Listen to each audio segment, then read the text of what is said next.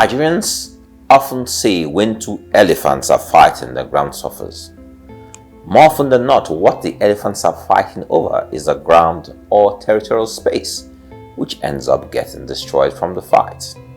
This is obviously what's playing out in Nigeria pre and post the presidential elections of February 2023. After INEC declared Bola Tinubu as the president, it seems Nigeria will know no peace. I thought nothing could divide Nigeria like former President Buhari. But with what's playing out now in the civic space, I was obviously wrong. Solomon was just a young lad when he assumed the throne. In fact, he was a mere 12 years of age. So after he became king, Solomon went to Gibeon to pray and give thanks. While in Gibeon, God appeared to Solomon in a dream. "What shall I give you?" the Almighty asked. Solomon was acutely aware of his young age and lack of experience. He therefore asked God for an understanding heart to judge your people. God expresses his great satisfaction and happiness with this choice. Solomon could have opted to make any other attractive wish for himself: long life, wealth, victory over his enemies, etc. This gift of wisdom was put to the test soon after the young king returned home. Two prostitutes came before the king with a quarrel. The first began to lay out her side of the story. They had both been sharing a lodging space and had both given birth. She first, her housemate 3 days later. Unfortunately, her housemate's baby had died the night after it was born. Upon realizing this, her housemate had gone and secretly exchanged her dead child with her housemate's live one. I awoke in the morning to nurse my son, and behold, he was dead. But I looked closely at him in the morning, and behold, it was not my son whom I had born. The second woman denied this entirely. "Not so. The living child is my son, and the dead one is your son." And so the argument continued. The case was obviously made more difficult by the fact that there were no witnesses for any of the events. Solomon had to think of some original method of how to detect who was speaking the truth. The king said, "Fetch me a sword," and they brought a sword before the king. The king said, "Divide the living child in two, and give half to the one and half to the other." The woman whose son was the live one said to the king, for her compassion was aroused for her son, and she said, "Oh my lord, give her the living child, and by no means kill him."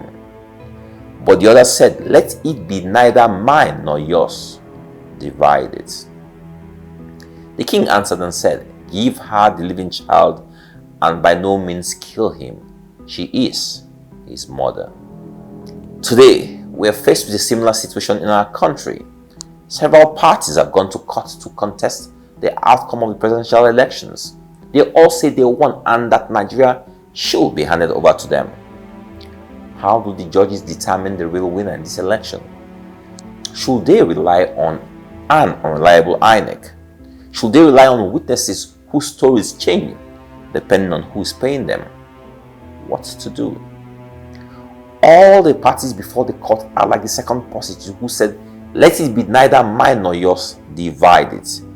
They all know that a judgment in favor of their case will divide Nigeria, but nevertheless, they have said, "Rule in my favor."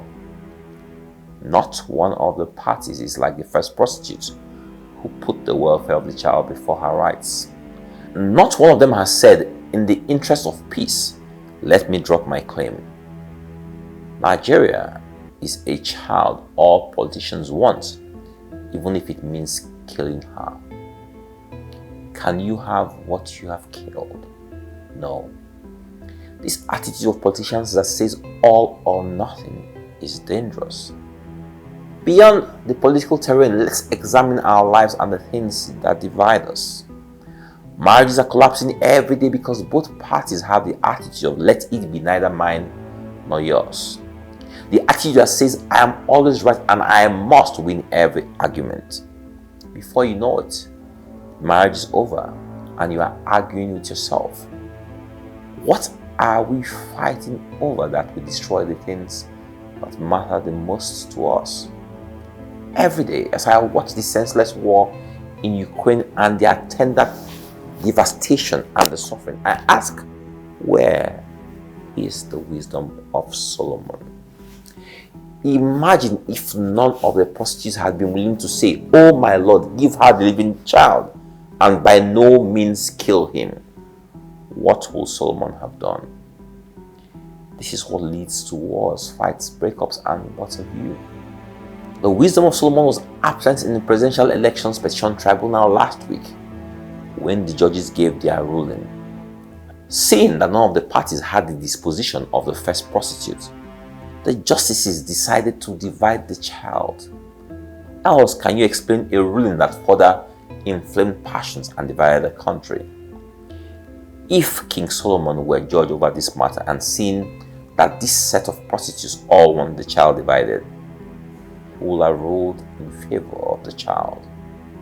What do I mean by this? How can you rule in favor of a child who is not a party in the matter? And in this case, who is the child? The child is a Nigerian nation that needs to be protected from desperate politicians who only care about their gains.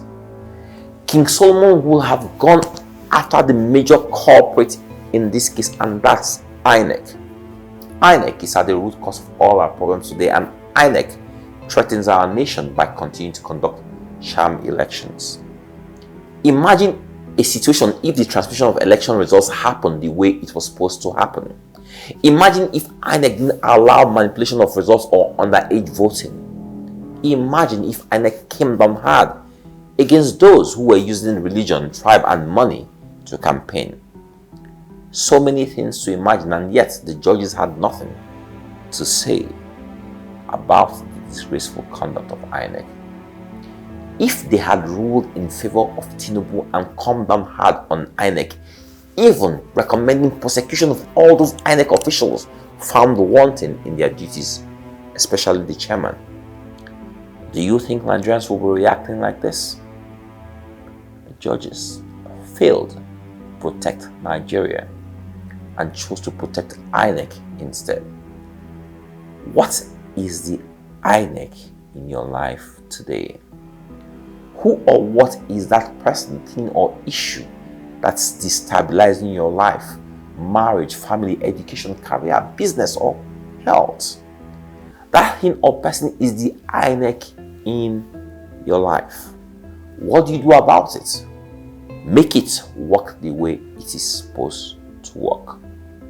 You can't get rid of INEC because it is constitutionally empowered to conduct elections in Nigeria the same way you just can't get rid of your spouse or partner. You can't quit every job. You can't make war or carnage the first option. We need to approach our problems today with the wisdom of King Solomon. We need to think about what matters the most and protect it. We must not divide the child. We mustn't divide our nation. We need to protect our family institutions. We need to protect our mental and physical health. If your INEC is sugar, deal with it. If your INEC is drinking, gambling, or fornication, deal with it. If your INEC is a friend who is pulling you down or dragging you into a cult, deal with it. Someone asked God for wisdom. You too can ask God for wisdom. God bless you all.